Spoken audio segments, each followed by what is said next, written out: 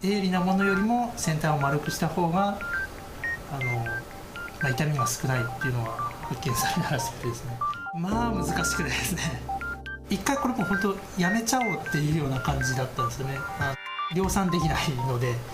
ちょっと方式を変えてみたんですよね。そしたらこれの方が量産に向くんじゃないかっていうのが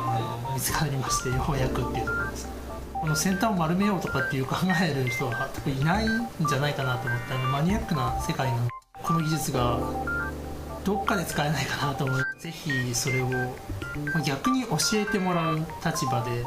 今回参加させていただこうかなと。